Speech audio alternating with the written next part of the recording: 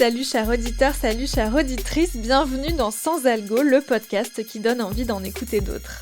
Vous écoutez la version longue avec de la reco et de l'actu. Je suis Mathilde Mélin, je suis journaliste pour Slate.fr. Mon boulot, c'est d'écouter des podcasts, genre beaucoup de podcasts. Chaque semaine, je partage ici mes coups de cœur, qu'ils soient récents ou plus anciens, parce que je sais que pas mal d'entre vous se sont mis au podcast assez récemment. Au menu de ce 3e épisode, un podcast intime qui parle de sexualité et d'acceptation de soi. Mais avant ça, les 2 actus du monde du podcast qu'il ne fallait pas louper cette semaine. Si vous habitez en région parisienne, sortez vos agendas. Le label Nique la Radio souffle sa première bougie le vendredi 8 octobre à La Villette.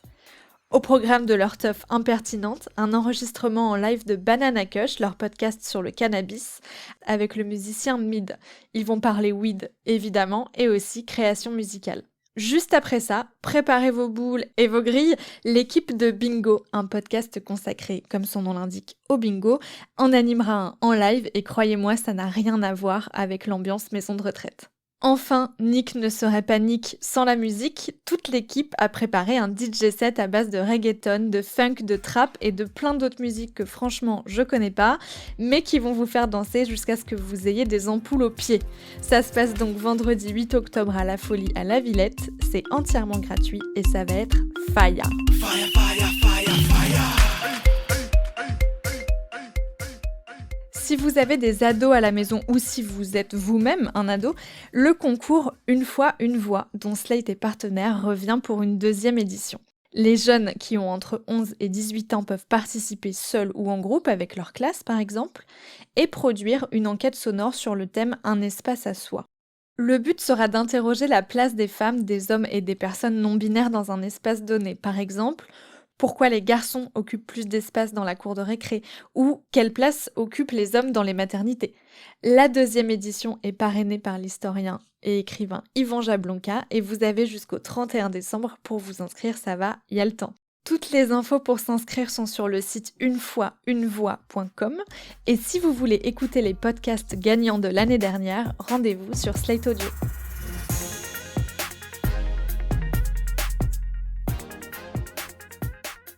Aujourd'hui, je vous propose un flashback en mai 2017, autant dire il y a 1000 ans, dans le monde du podcast. À l'époque, je découvre à peine les podcasts et un jour, je suis tranquillement en train de glander dans mon salon et un peu par hasard, je clique là-dessus. Ouh la goudou, la goudou, la goudou. Ouh la goudou, la goudou. Je me souviens de la première fois où on m'a dit « Hello, tu le sais pas mais t'es homo ». Comme si c'était une évidence, comme si j'étais passée à côté de la réalité. C'était en préparant mon BAFA. J'ai cru l'espace de quelques mois que j'allais animer des centres aérés tous les étés. J'ai 17 ans. Elle s'appelait Anne. Elle était grande, assez imposante, les cheveux noirs, au carré. « Tu me chamboules », elle a dit. « Un jour, tu rencontreras ton identité sexuelle. » Elle parlait comme dans un livre un peu obscur puisque je n'ai rien compris. Je me suis dit, qu'est-ce que c'est que ce truc ? Il y a écrit Arte Radio, mais ça ressemble pas du tout à de la radio. Ouais, voilà, en 2017, je savais même pas qu'Arte Radio faisait des podcasts depuis 15 ans. Bref, ce que je suis en train d'écouter à ce moment-là, c'est Coming In d'Élodie Font. Coming In, c'est pas simple à décrire. C'est une sorte d'auto-fiction ou d'auto-documentaire, je sais pas trop, dans lequel la journaliste Élodie Font raconte sa lente acceptation de son lesbianisme. Depuis qu'elle est petite, ses amies, surtout des filles ou des femmes, lui disent que c'est sûr, elle est lesbienne, ça se voit. Mais Élodie, elle, n'est pas d'accord. D'ailleurs, elle sort avec des mecs, même si elle sent bien qu'il y a quand même un truc qui cloche. Dans mon journal, à aucun moment je ne raconte une relation sexuelle. On a dormi ensemble le samedi et je n'avais aucune envie d'aller plus loin. Aucune. Je ne sais pas ce que je dois faire. La seule sensation évidente, en me relisant, c'est l'absence d'amour. J'ai très peur de coucher avec. Ça va faire 8 mois, mais ça me bloque. Je ne ressens rien. Ce Ce que fait Élodie Font dans ce podcast, c'est pas seulement raconter son expérience. Elle nous la fait vivre, elle nous plonge dedans, comme dans un monologue intérieur. On doute avec elle, on se sent seul avec elle, on chemine avec elle. Et parce qu'elle se dévoile autant, on comprend que savoir qui on est vraiment, ça peut prendre du temps et c'est pas toujours simple. Ce que j'aime dans ce podcast, c'est qu'il propose une vision très intime, voire pudique, de ce que c'est de se découvrir lesbienne dans une société hétéronormée. Tout au long des 28 minutes que dure Coming In, Élodie Font nous fait part de ses doutes, de ses peurs, de ses questionnements, et aussi, parfois, elle nous fait rire. Si un jour vous avez besoin d'une excuse pour ne pas coucher avec quelqu'un, vous m'appelez, parce que j'avais du stock. J'ai, Mal à la tête, j'ai, mal au ventre, j'ai, mes règles, j'ai, piscine, poney, une mycose, la phobie des préservatifs. suis mal épilé, Je, préfère faire du canoë, je, me suis bloqué la mâchoire, je. dors mal quand je suis pas chez moi, me suis fait une tendinite au tennis de table, peux pas rester, désolé.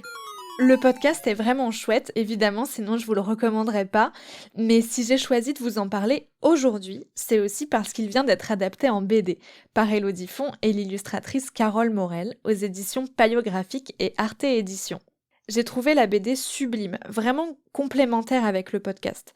Le trait est coloré et donne de la chair aux sentiments que traverse le personnage d'Élodie. Cette BD, c'est pas qu'une adaptation du podcast, parce qu'en fait le récit est plus détaillé et va plus loin que l'œuvre originale. Et j'ajoute que je suis pas la seule à avoir adoré cette BD, puisqu'elle a gagné le prix de la BD de la rentrée, décerné par la newsletter Lesbien Raisonnable, qui sait de quoi elle parle quand il s'agit de lesbianisme et de rapport à sa sexualité. J'ai voulu en savoir plus sur ce podcast et son adaptation en BD. Élodie Font m'a donc rejoint dans le studio pour qu'on en parle. Bonjour Élodie Font. Bonjour Mathilde Mélin. Pour commencer, est-ce que vous pouvez nous dire ce que ça vous a fait de raconter une histoire aussi personnelle dans un podcast ? Ce que ça m'a fait, ça a changé ma vie, tout simplement. Dans un premier temps, je l'ai écrit en n'ayant aucune idée de ce que ça pourrait avoir comme impact sur moi. La veille de la sortie du podcast, c'était il y a quelques années déjà, c'était en mai 2017, je me souviens très bien que je me dis, mais quand même, tu racontes beaucoup de choses de toi. J'espère que les gens vont pas se dire que tu as vraiment envie d'être à poil devant tout le monde, quoi, quelque part. Et puis, en fait, j'ai eu tellement de jolis retours tout de suite que très vite, ça m'a mise en confiance aussi sur ce que je racontais et sur le fait que c'était pas voyeur ou quelque chose dans ce style-là. Et ça a complètement changé ma vie, ce podcast a changé ma vie professionnelle et ça a changé ma vie personnelle. En tant que journaliste, c'est toujours un peu compliqué de parler de soi. On dit souvent que le podcast, c'est le média de l'intime, mais en fait, vous avez été une des premières à raconter une histoire aussi intime et sur vous-même. Comment vous avez fait pour trouver une posture juste entre « je suis journaliste » et « je raconte une histoire très intime et qui parle de ma vie personnelle et de ma sexualité ». C'est vrai que quand on apprend à être journaliste, on nous dit surtout « n'utilisez pas le jeu ». Alors on le dit un peu moins, je pense, maintenant dans les écoles de journalisme, mais il y a 15 ans, on nous disait ça. Et je l'ai plutôt écrit en ne pensant pas que j'étais journaliste. Je l'ai écrit de la manière la plus sincère possible. Et je pense que c'est ça qui a participé au fait que ce podcast a fonctionné. C'est que j'étais vraiment très sincère dans ce que je racontais. J'aurais pu l'écrire à une amie comme ça. Et je l'ai écrit... je l'ai tellement écrit d'ailleurs comme pour des amis que dans les retours que j'ai eus, il y a plein de gens qui m'appelaient Hello ou qui me tutoyaient d'une manière très facile. Et je pense que ça tenait à cette sincérité-là. Et je pense que le côté journaliste m'a aidée dans l'écriture en elle-même, dans le fait de savoir écrire pour la radio, mais pas forcément dans ce que j'ai écrit. Et vous dites dans le podcast que vous manquiez un peu de modèles lesbiens, de femmes lesbiennes qui s'assument. Est-ce que c'était aussi une volonté avec ce podcast de donner, pas forcément un exemple, mais de raconter une histoire à laquelle des jeunes femmes, des jeunes filles pourraient s'identifier ? Je l'ai vraiment imaginé comme ça. Je l'ai imaginé comme si une petite Élodie, petite entre guillemets, mais si une Élodie qui a aujourd'hui 15 ans, 16 ans, 17 ans, et qui peut s'appeler autrement qu'Élodie bien sûr, tombe sur ce podcast ou tombe aujourd'hui sur la bande dessinée, si elle se dit « ça me fait quelque chose, ça résonne en moi », bah oui, peut-être que je peux lui faire gagner quelques années qui ont pour moi été assez pénibles. Donc oui, j'ai vraiment cette personne-là en tête, qui n'existe pas peut-être, mais je l'ai en tête parce que c'est à cette personne-là que je veux parler. Et aujourd'hui, par rapport à moi, quand j'avais 15 ans, on a beaucoup plus de modèles lesbiens, et c'est tant mieux. Il y a beaucoup de... Enfin, beaucoup. y a quelques femmes qui sont out et ça fait du bien de les entendre. Mais j'en discutais il y a quelques minutes avec une copine, je lui disais, mais il y a encore beaucoup à faire parce que sur l'homoparentalité, par exemple, sur le fait que 2 femmes aient un enfant, des femmes très connues qui parlent de leur parentalité et qui ont eu un enfant avec une femme, j'en connais pas. Donc, il y a encore beaucoup à faire sur les représentations lesbiennes. Et c'est marrant parce que dans le podcast, vous racontez que pendant longtemps, vous avez tenu des journaux intimes que vous avez relus au moment d'écrire ce podcast et que dans ces journaux, vous faisiez aucune mention d'une attirance sexuelle pour les filles. Comment ça se fait que dans un média, pour le coup, aussi intime que le journal intime, vous n'en ayez pas du tout parlé, que vous ne l'ayez pas mentionné? Ça, c'est vraiment terrible, je trouve, parce que c'est-à-dire que le déni est tel que même quand on a l'impression de se parler qu'à soi, on n'y arrive pas. Ça, c'est quelque chose qui m'a un peu fendu le cœur, quand je me suis rendu compte des années et des années après que j'avais même pas réussi à me le dire à moi dans ce cadre-là. J'ai trouvé que c'était abyssal comme déni. Et je pense que ça tient à plein de raisons. Je pense que le fait que moi, je vivais dans un petit département, dans un lycée à la campagne, où j'entendais pas du tout parler de l'homosexualité. On parlait de représentation tout à l'heure. Ça m'était mais totalement étranger. Donc je pense que ça vient aussi du fait que je ne suis même pas certaine que je connaissais le mot lesbienne, par exemple. Sans doute que je le connaissais, mais ça ne m'évoque absolument rien avant d'aller faire mes études supérieures ailleurs, dans des grandes villes, et d'en rencontrer en fait des femmes qui étaient avec d'autres femmes, et je me disais waouh, qu'est-ce qu'elles font? Enfin, je me souviens de la première fois où on m'a parlé de l'homosexualité féminine, j'étais presque choquée, quoi. Je me disais, mais quoi, comment ça existe? Donc je pense que ça tient à ça, au fait que je connaissais pas l'existence, ou en tout cas très peu de l'homosexualité féminine. Je pense que ça tient aussi à moi, à ma difficulté à moi, dans mon histoire, à accepter qui j'étais, parce que franchement, j'avais quand même des signaux énormes qui me clignotaient au visage et pour autant je les voyais pas. Donc je pense que c'était aussi propre à moi. Et ce que vous racontez dans ce podcast, c'est comme ça que vous l'avez appelé, c'est un coming in. Moi, j'ai trouvé ça très intéressant comme nom parce qu'on parle souvent du coming out, du fait de rendre public son homosexualité ou sa bisexualité. Vous, ce que vous racontez, c'est pas ça du tout. C'est comment vous, intimement, vous avez accepté qui vous étiez. Est-ce que le podcast a aussi fait partie de ce chemin-là, le fait de rendre public cette expérience intime? Est-ce que ça vous a aidé à accepter votre homosexualité? Oui. C'est drôle parce que quand le podcast est sorti, j'étais persuadée que j'étais au bout du coming in, que ça y est, j'étais très très au clair avec ma sexualité, qu'il n'y avait aucun problème. Et en fait, en écrivant la bande dessinée, donc il s'est passé 4 ans et demi entre les deux, et je me suis rendu compte que absolument pas. C'est-à-dire que je me suis rendu compte qu'en 4 ans et demi, il s'était encore passé plein de choses, plein de petites clés de compréhension que j'avais pas il y a 4 ans et demi. Et je me dis aujourd'hui, en fait, ça c'est pour toujours, quoi, que je ne suis pas complètement dans la norme. Donc c'est pour toujours qu'il faut que je trouve, moi, ma manière d'avancer dans cette société. Et ça, c'est assez rigolo, parce que j'étais quand même très, très persuadée d'être arrivée au bout du chemin, et pas du tout. On le voit bien quand on lit la BD que vous avez coécrite avec Carole Morel. L'histoire n'est pas tout à fait la même. Vous la racontez pas dans le même ordre. Il y a des choses en plus qu'il n'y a pas dans le podcast. Donc quand on a écouté le podcast, on peut lire la BD et encore découvrir des choses sur votre chemin personnel. Pourquoi est-ce que vous avez voulu en faire une BD et pas un bouquin, une série ou simplement une suite au podcast? Parce que je trouvais que j'avais essayé de laisser de la place au son dans le podcast, à l'univers sonore, en plus de ma voix, pour que les gens s'immergent vraiment et puissent prendre possession de mes mots et en faire leur propre histoire. C'est-à-dire que je trouve que pour ça, le son est magique parce que ça fait résonner, quoi. C'est un média très intense pour ça, pour raconter des histoires. Et j'avais envie, si l'histoire reprenait vie, j'avais envie de laisser place à quelque chose d'autre que mon écrit à moi.